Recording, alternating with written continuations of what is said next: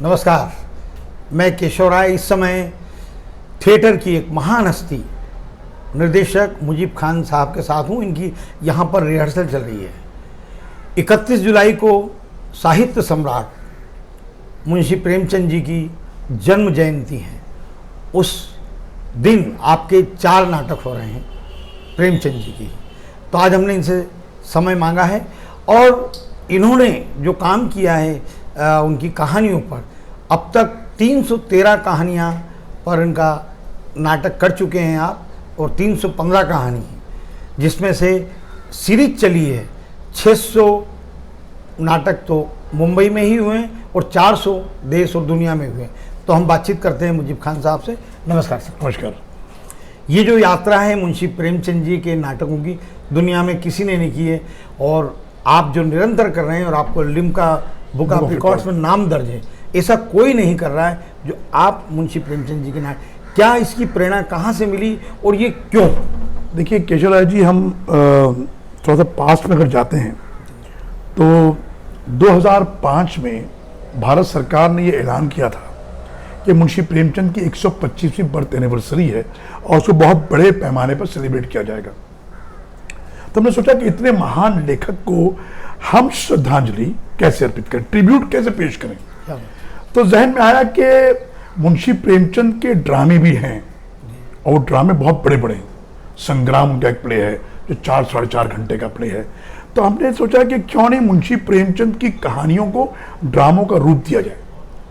ये बहुत बड़ा काम होगा कि एक लेखक की 315 कहानियां और एक लेखक के 315 ड्रामे, और वो ड्रामे उसकी मौत के बाद कि उसके नाम पर वो ड्रामे डेडिकेट किए जाएं कि ड्रामे मुंशी प्रेमचंद के हैं। इससे बड़ा ट्रिब्यूट नहीं हो सकता किसी भी राइटर के लिए। तो हमने सोचा शुरू करें। जब हमने शुरू किया तो 2005 में रिस्पांस बहुत ही मिक्स था।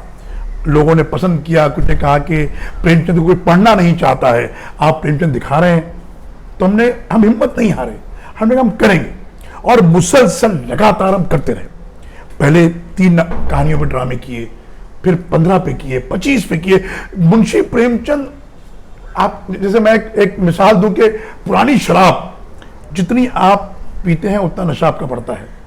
प्रेमचंद भी एक ऐसा नशा है जो उतरता नहीं है। आप एक और प्रेमचंद में खुसूसियत, खास बात यह है कि प्रेमचंद की हर कहानी अलग कहानी। लेकिन शीर्षक एक ही था, आदाब में प्रेमचंद। आदाब में प्रेमचंद टॉपिक है, टॉपिक है, अपने प्रोग्राम का नाम है। अब प्रेमचंद की हम 4 कहानियां अभी कर रहे हैं। कौन कौन सी कर रहे हैं? 31 तारीख को।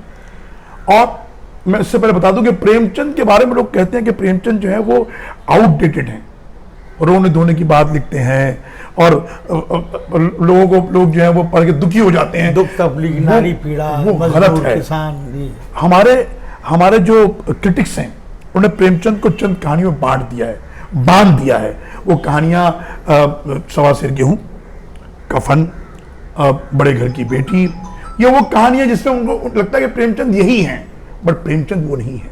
प्रेमचंद ग्रामीण हैं, प्रेमचंद किसान हैं, प्रेमचंद रोते हैं, ऐसा नहीं है। हम जो 4 कहानियां कर रहे हैं वो चारों की चारों कॉमेडी कहानियां। एक कहानी नई बीवी, एक बूढ़ा आदमी जिसकी पत्नी मर गई है और वो एक जवान औरत ब्याह कर लाता है। आज जब जवान औरत घर पे आती है तो क्या हंगामा होता है, वो प्रेमचंद ने बहुत खूबसूरत तरीके से लिखा है। एक ड्रामा रसिक संपादक, एक ऐसा संपादक जो स्त्रियों के, महिलाओं के कहानियां, महिलाओं की अपना कविताएं और महिलाओं के लेटर्स छापता है, लेकिन पुरुषों के नहीं छापता।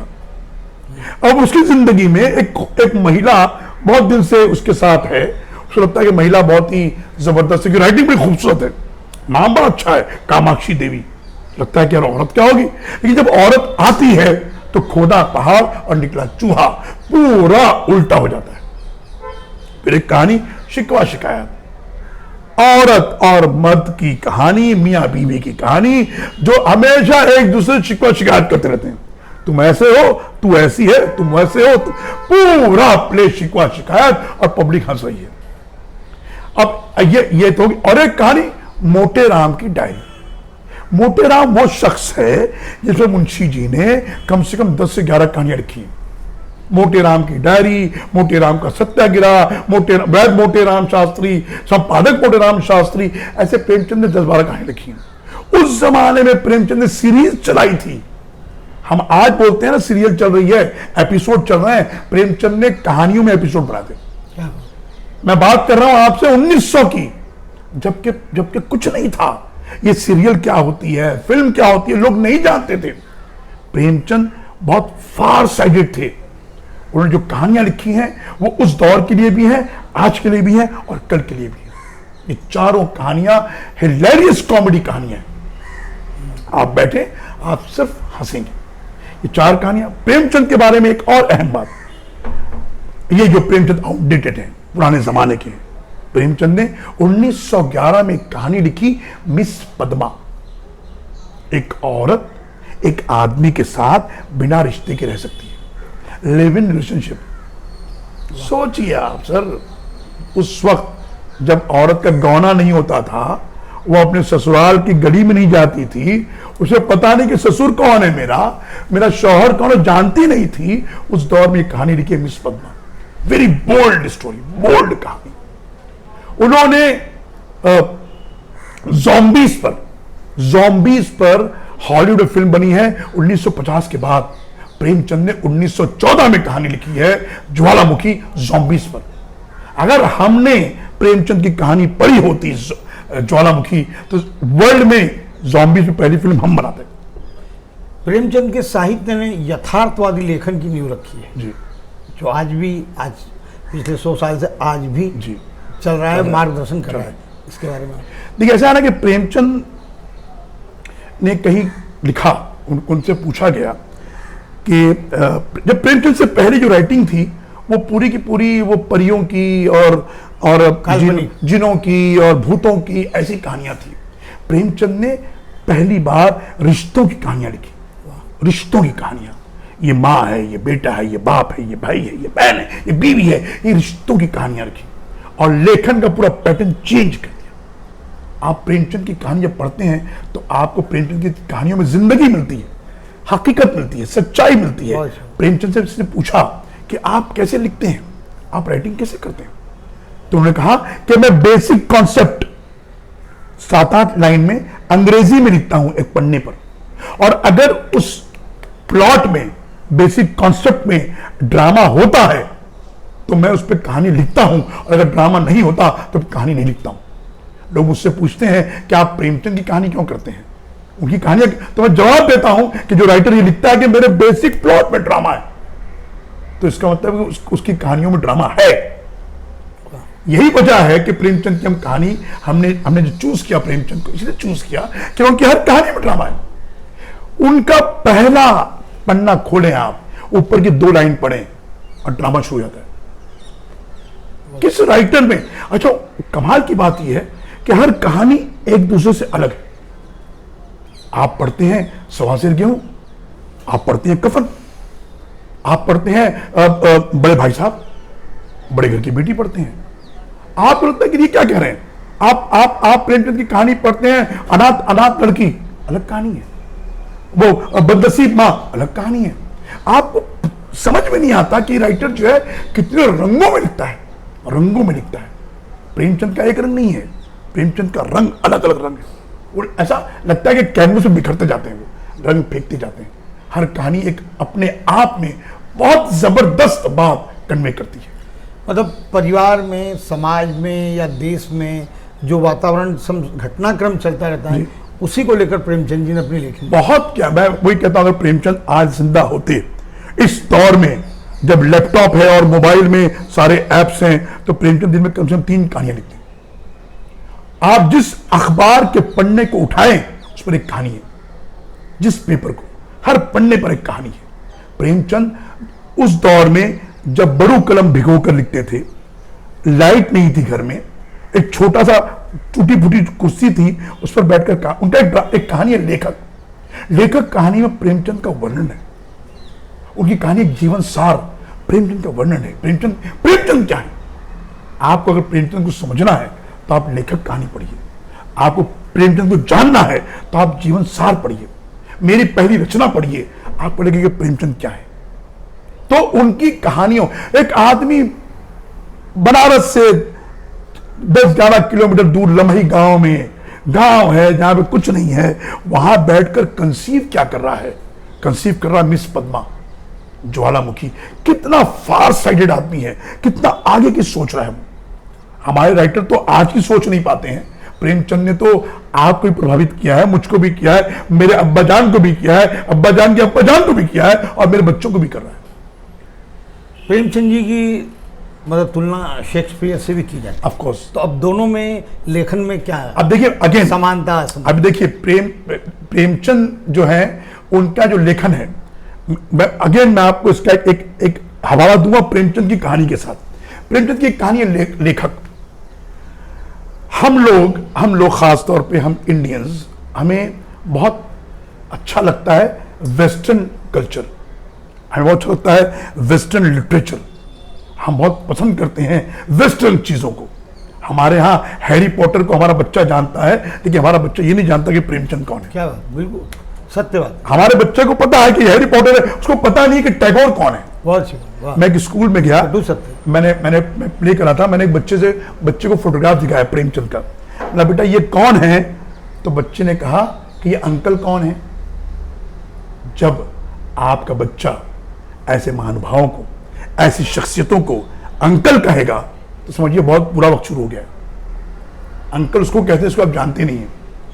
तो प्रेमचंद की उस कहानी, प्रेमचंद ने कहा है, लिखा है प्रेमचंद ने, कि उसे कोई कहता है कि आप क्यों नहीं किसी वेस्टर्न राइटर की कहानी का तर्जुमा करते, आप करिए ना, बहुत पॉपुलर होगा देश में, हिंदुस्तान में।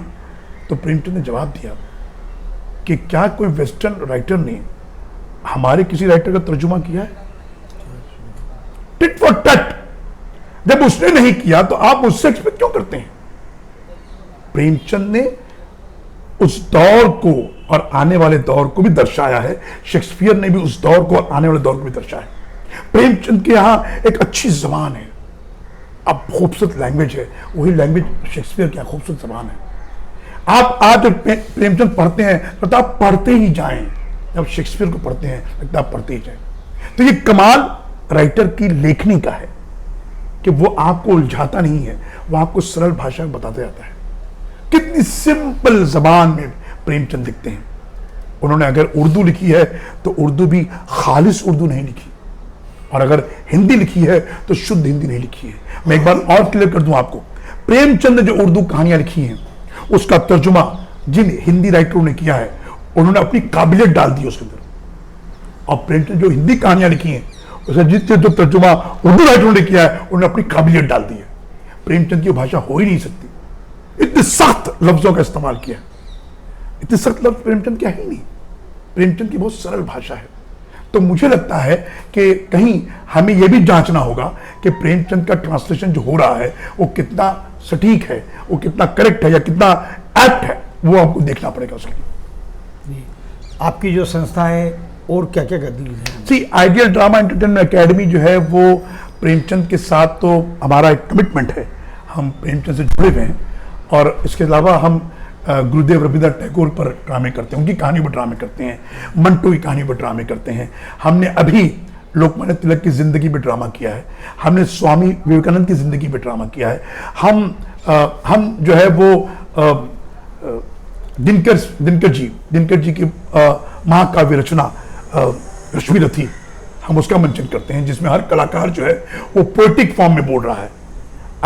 अगर कर्ण बात कर रहे हैं तो पोएटिक फॉर्म में कर रहे हैं, अर्जुन भी कर रहे हैं तो कृष्ण भगवान भी कर रहे हैं। हर यहां तक कि जो लड़ाई हो रही है, जो जंग हो रही है, वो भी पोइट्री में है।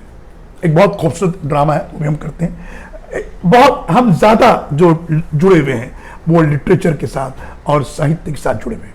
सर पिछले 20 वर्षों से आप निरंतर सक्रिय हैं, आपकी निरंतरता सबको मालूम है। मुजीब खान जी का त्याग, तपस्या, समर्पण थिएटर के पीछे, लेकिन आर्थिक रूप से अभी भी थिएटर में वो बात नहीं है। बिल्कुल नहीं। तो ये सब कैसे संभव हो पाता है? देखिए, हम बताएं कि हम लोग जो हैं वो वर्कशॉप्स कंडक्ट करते हैं, टीचर्स के लिए वर्कशॉप कंडक्ट करते हैं, नए स्टूडेंट्स के लिए वर्कशॉप, जिनको थिएटर में और फिल्मों में अपना करियर बनाना है, हम उनको ट्रेन करते हैं।